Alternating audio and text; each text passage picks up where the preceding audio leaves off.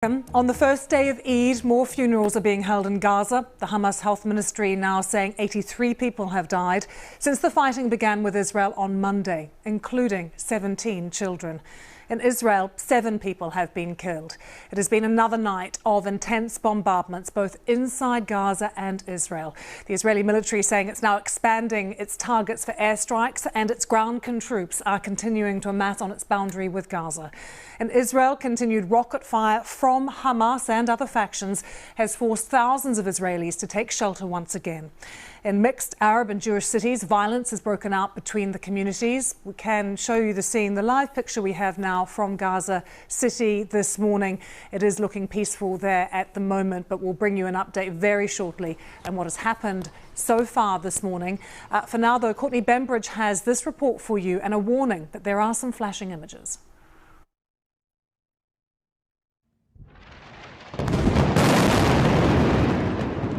It was another night of explosions in Gaza City as heavy Israeli airstrikes and Palestinian rocket fire continued. In the Tel Aviv suburb of Lod, Palestinian protesters torched a synagogue and confronted motorists. They heard that my accent was not Arab, ran up to my car and they started throwing stones. I was lucky that there were no cars behind, so I reversed. I drove full gas in reverse. I almost ran into people and cars. I didn't see anything. I saw death. Death. Do you know what death is? People jumping at me with stones, throwing stones at me. In nearby Petah Tikva, this residential building was hit by a Palestinian rocket. The Israeli Prime Minister Benjamin Netanyahu has vowed to stop the violence. This is anarchy. Nothing can justify it. And I will tell you more than that. Nothing can justify a lynching of Jews by Arabs, and nothing can justify a lynching of Arabs by Jews. We will not accept this. This is not us, not this violence, not this savagery. We will bring back governance to Israel's cities everywhere, in all cities. World leaders have also called for calm, and the US President Joe Biden spoke to Benjamin Netanyahu over the phone. My expectation and hope is that this will be closing down sooner than later. But Israel has a right to defend itself when you have thousands of rockets flying into your territory. The US is sending a top diplomat to the Middle East to try to de-escalate the conflict, but the Palestinian leader is standing firm. I direct my speech, especially to America and Israel. We are fed up. Go away from us. Leave us. We will stay like a thorn in your eyes. We will never leave our country. End your occupation today before tomorrow. The clashes may have started in Jerusalem, but they've now spread across the country, and it may be too late to contain the anger. Courtney Bembridge, BBC News. Well, let's bring you right up to date, take you straight to Jerusalem and join our diplomatic correspondent Paul Adams, who is there for us. Paul, what's been happening this morning? Well, actually, Lucy, this morning things are relatively calm. And in fact, we had the spectacle this morning of tens of thousands of Palestinians gathering at the Al-Aqsa Mosque compound not far from here in Jerusalem for the prayers to mark the end of Ramadan, and those prayers passed off peacefully.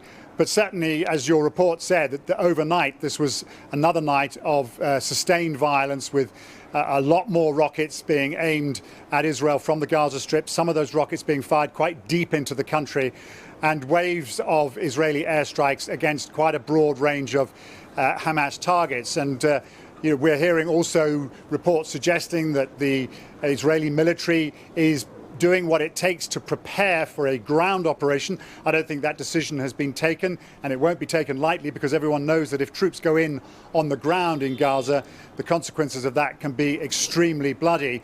But I think the Israeli military is keen to send a warning to Hamas that there could be worse to come.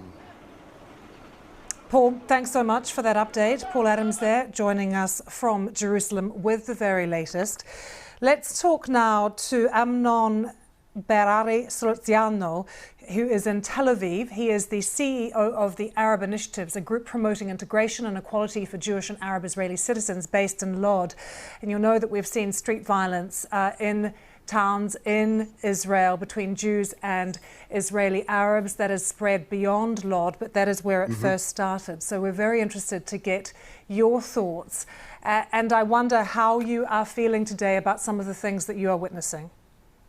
So the bottom line is that we are extremely, extremely worried. All of those who are worried about the integrity of Israeli society and coexistence between the Jewish majority and Palestinian minority within Israel.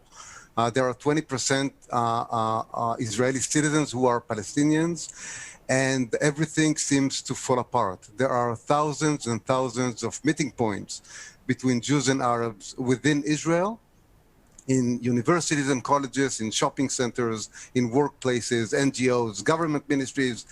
And those contact points are becoming very dangerous. There are confrontations, hostilities, actions of lynch coming from one community towards another. And this is very, very stressful. The feeling is that we are deteriorating into a situation that reminds us all of the Balkans years ago. That's very troubling. Indeed it is. I'm seeing so many people saying the conflict this time does feel very, very different. Are people really incredibly worried now about what all this could lead to? Yes, but the brighter side of things is that we also see manifestations of unity, of coexistence, and the strive for shared society between Jews and Arabs. From very early today, from the early morning hours, we have seen dozens of letters and statements made by various groups coming from various organizations demonstrating unity. And people say, you know, we stand together and no one will split us. And, you know, as a civil society activist for many years, I can tell you that it feels as if our, you know, the fabric or the ties that we have all built between Jews and Arabs in Israel can survive. You know, we can overcome this crisis and eventually even strengthen the ties between Jews and Arabs. So who knows, you know, every day that the crisis continues between Israel and Gaza, there is a danger that it will be harder to recover from the situation inside of Israel. But if the hostilities between Israel and its neighbors on the border will stop soon, then the damage is recoverable. We will be able to recover. But do many Arab Israelis feel that some of this anger, it isn't new? This reflects systematic, ongoing discrimination and neglect that they feel they've suffered for years. Yes, severe underdevelopment, neglect, discrimination on the grassroots level and in policy and government and legislation. The nation-state law that was passed at the Knesset recently is very damaging to the status of the Arab community, and people simply are not accepting it, and they're right not to accept it. We are citizens and everyone deserves their rights on equal terms. People in Israel are also, Palestinians in Israel are also extremely worried about human rights violations and Israeli policies in the West Bank and vis-a-vis Gaza.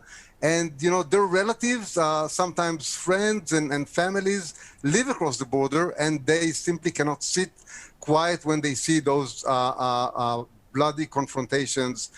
They are caught between the rock and the hard place, so to speak. They are Israeli and Palestinian at the same time, and it's very hard for many of them to navigate those, you know, this dual identity. Mr. Soluziano, very important to get your thoughts and good to hear from you. Thank you so much for joining us on Tel Aviv. Thank you very much.